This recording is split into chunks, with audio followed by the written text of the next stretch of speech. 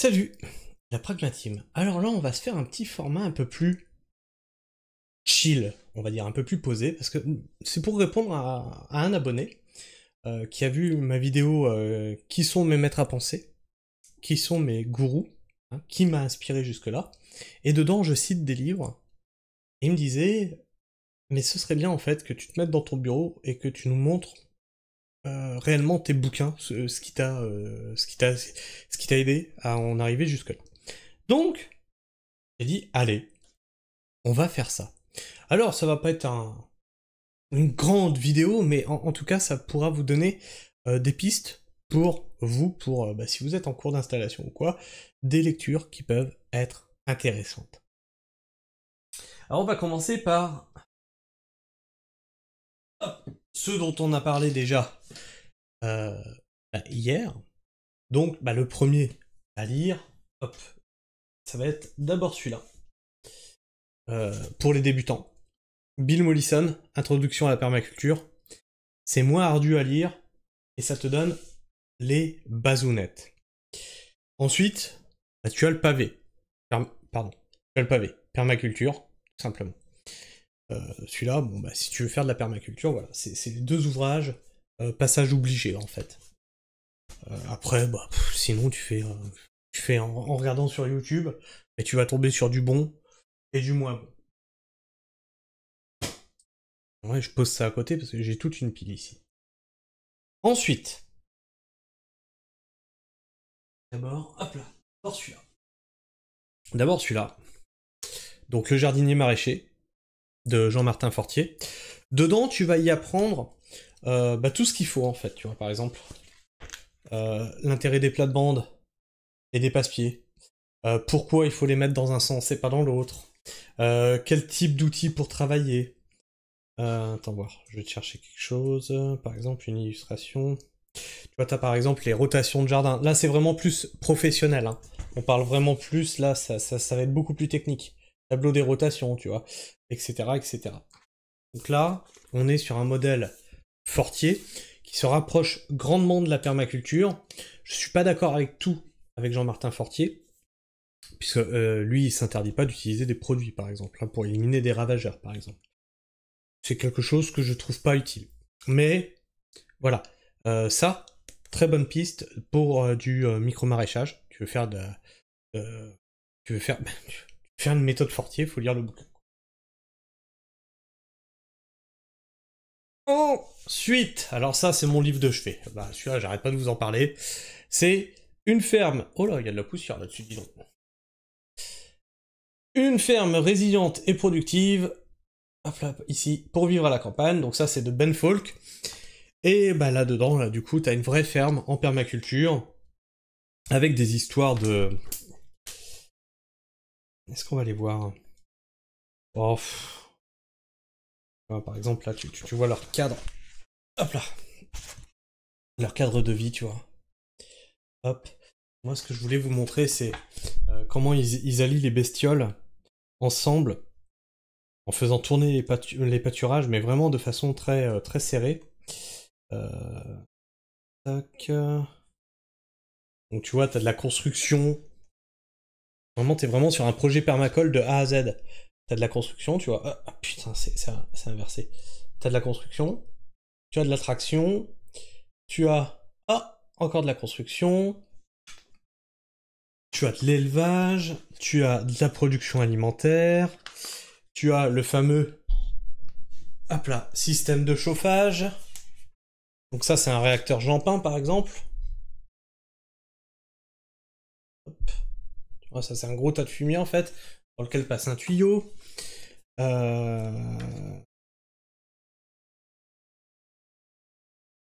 Là, ça va en faire bondir certains. Tronçonneuse, l'outil à essence le plus important.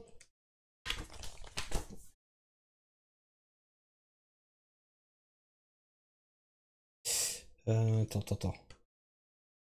Voilà. Production de champignons, par exemple. Tout est documenté, en fait. Tout est documenté. Les récoltes de petits fruits. Donc là, on parle des argousiens. Je vous disais justement que même Ben Folk en parlait. moi j'en suis revenu, vraiment. J'en suis revenu de beaucoup sur ça. J'aimerais retrouver les élevages, parce que c'était très intéressant. Je ne retrouverai pas.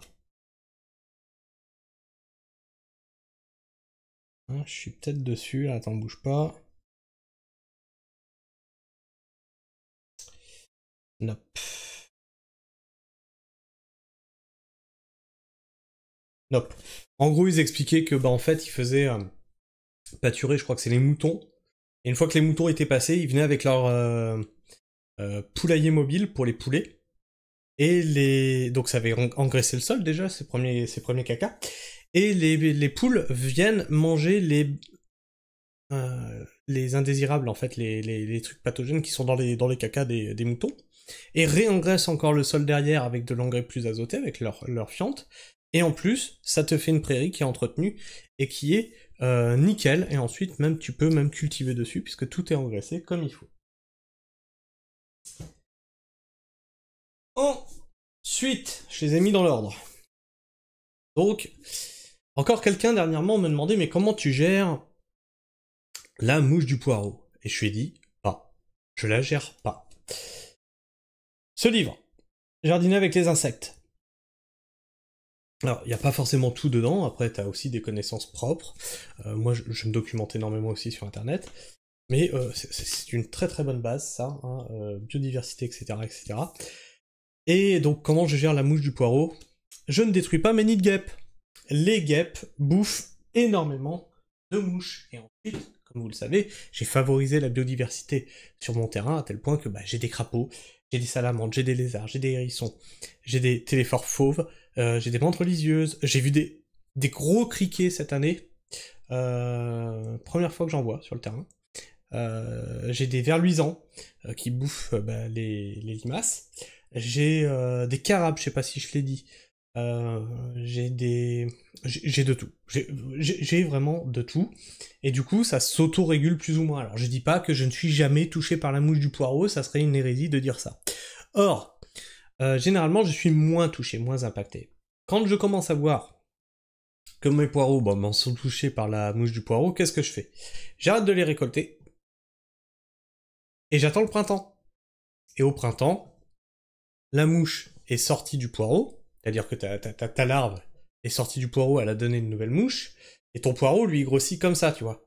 Et donc toutes les feuilles qui sont qui ont été mangées par la larve, ils finissent par être sur le côté, et puis hop, tu te retrouves avec un fût de poireau non larvé. Donc t'attends le printemps, puis tu fais ta récolte au printemps. Le poireau n'est pas...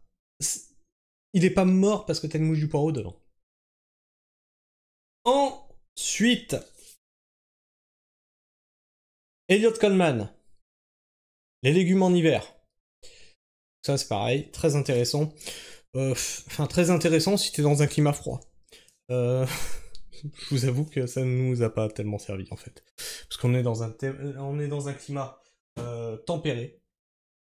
Donc, tranquillou bilou. Encore un livre qui m'a pas servi, mais je veux vous en parler. Moi, tout ce qui était estampillé avant Jean-Martin Fortier, c'était mon gourou.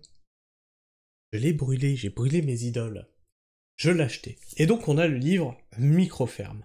Alors, qu'est-ce que le livre Microferme? Microferme, c'est un livre où tu te dis, ils vont expliquer comment installer vraiment une microferme. Toc, tu vois, par exemple, tu vas avoir ça. Moi, quand j'ai vu les illustrations, j'ai dit, allez, banco,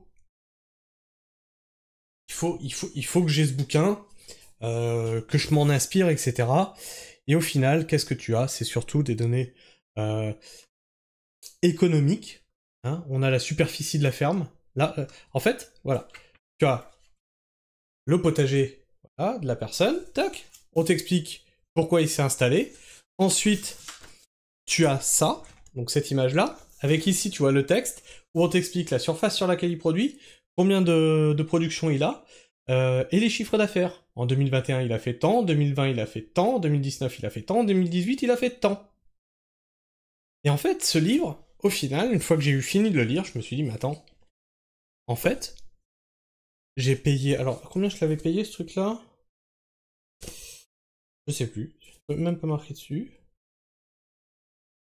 j'ai payé en fait ce livre qui est une énorme pub. C'est une pub en fait pour dire regardez mon système il marche.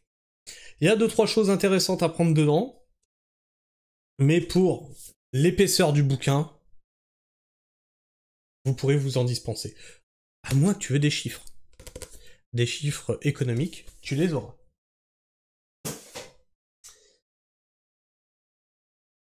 Ensuite, l'autre livre qui est derrière moi. Ah.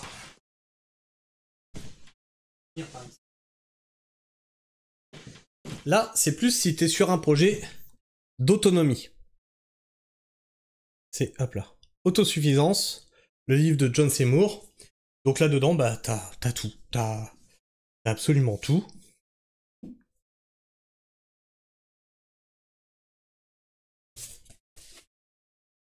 On parle de toutes les productions. Le champignon, on parle de tous les élevages, on parle de... des arbres... Alors, attends, bouge pas. Hop là. Des arbres, tu vois, de la taille, de la greffe, etc., etc.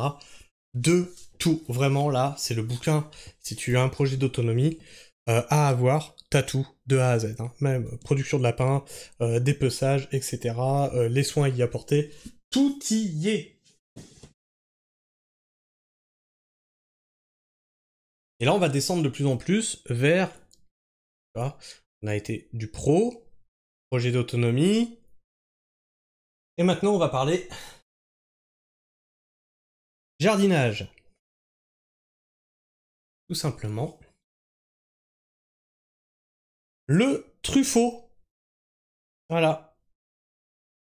Le Truffaut. Et là, t'as tout. T'as tout. Et quand tu lis ça, tu te dis, mais attends, mais c'est une technique permacole, ça. Ben non, en fait, la permaculture, genre, quand ils te disent, tu fais une butte penchée dans ce sens-là, etc. Tu vois, les ennemis des feuilles, par exemple. Hop, tu as absolument tout dedans. Les ennemis des feuilles, tu as tout dedans. Donc là, bah, si tu jardines, c'est le... c'est le must-have. C'est vraiment c'est le must-have à avoir. Hein. Si tu veux vraiment jardiner et accumuler des connaissances. Bon, c'est un pavé encore une fois. Hein. Ensuite, et cela, c'est un ingénieur agronome qui me les a conseillés. Le guide close, traité pratique du jardinage. Et comme il savait plus lequel des deux je devais prendre, donc il dit tu prends les deux. On bouge pas, hop là. Guide close. Ingénieur agronome qui m'a dit ça, on les étudie en cours. Enfin, il a un certain âge maintenant, ce mec-là. Mais en tout cas, c'était une des bases sur lesquelles qu'ils avaient pour plancher en cours. Donc il m'a dit, quand je me suis installé, il m'a dit ça, tu les achètes et tu me les lis. Enfin bref, voilà. J'ai fait un petit peu le tour de ma bibliothèque. Alors j'ai d'autres bouquins. Je vous les montre pas. Parce que je les trouve pas pertinents. Ah, si, attends. Le dernier truc que je suis très critique dessus, mais je l'ai. Donc c'est, hop là. Vivre avec la terre. Donc ça, c'est le bec et loin. Tu vois, c'est très épais. Et en fait, ça, je suis très critique dessus. Parce qu'en fait, tout ce qu'ils disent se résume dans ce petit bouquin-là, qui est celui-là, quand tu délayes pas. Et en plus, ils arrivent à être plus précis que le gros truc que je vous ai donné. Bec et loin, je suis très critique sur les chiffres, sur les surfaces, etc. Mais ils font le taf. Ils font le taf. Si t'aimes lire, c'est très intéressant. C'est très intéressant. Par contre, il raconte pas mal d'anecdotes personnelles qui, je trouve, n'ont rien à voir dans le bouquin. C'est-à-dire que pour t'expliquer la butte, il va te faire 20 pages en t'expliquant les voyages qu'il a fait, etc. Je trouve que ça, c'est pas pertinent. Mais si t'aimes lire, et si t'aimes qu'on te raconte des histoires, c'est vraiment pas mal. Je vais avoir par exemple, tu vois, les guides de la chaux, sur les champignons, sur les plantes sauvages, etc., les plantes comestibles, pas vous empoisonner. Alors, ils sont très bien, hein, c'est pas ce que je dis. Mais je pense pas que c'est utile de vous les présenter. Je vous en parle, voilà, c'est fait. Je vous en parle, mais je pense pas que c'est utile de vous les présenter. Si tu veux aller plus loin, il y a ces livres-là, tu vois. Dans les livres pas pertinents du tout, bah il y a le livre, bah voilà, je vous l'ai montré hier, le livre de Damien Descartes.